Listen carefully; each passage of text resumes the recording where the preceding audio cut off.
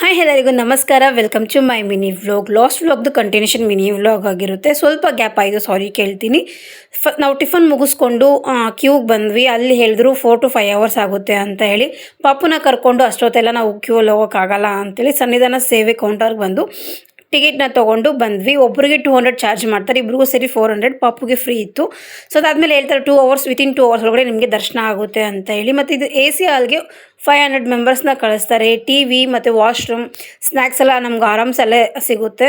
ಪಾಪುಗೂ ಸಹ ಸ್ವಲ್ಪ ಸ್ನ್ಯಾಕ್ಸ್ನ ತೊಗೊಟ್ಟು ನಾವು ಅಲ್ಲೇ ವೆಯ್ಟಿಂಗ್ ಏರಿದ್ಲು. ಆಲ್ಮೋಸ್ಟ್ 1 hour ವೆಯ್ಟ್ ಮಾಡಿದ್ವಿ. ಪಾಪುನ ಆರಾಮ್ಸೆ ಆಟ ಆಡಿಸ್ಕೊಂಡಿದ್ವಿ.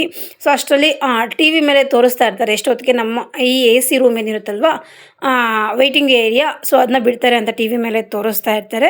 ಸೊ ವಿತಿನ್ 2 hours ಒಳಗೆ ನಮಗೆ ದರ್ಶನ ಸಹ ಆಯಿತು. ತುಂಬ ಜನ ಇದ್ದರು ಅಂತಲೇ ಹೇಳ್ಬೋದು. ನೆಕ್ಸ್ಟ್ ಎಲ್ಲಿ ಹೋಗಿದ್ವಿ ಏನು ಅಂತೇಳಿ ಅಪ್ಕಮಿಂಗ್ ವೀಡಿಯೋಸಲ್ಲಿ ನಾನು ನಿಮ್ಮ ಜೊತೆ ಶೇರ್ ಮಾಡ್ಕೊತೀನಿ. ಇಷ್ಟ ಆದರೆ ಲೈಕ್ ಮಾಡಿ, ಫಾಲೋ ಮಾಡೋದು ಮಾತ್ರ ಮರಿಬೇಡಿ. Thank you for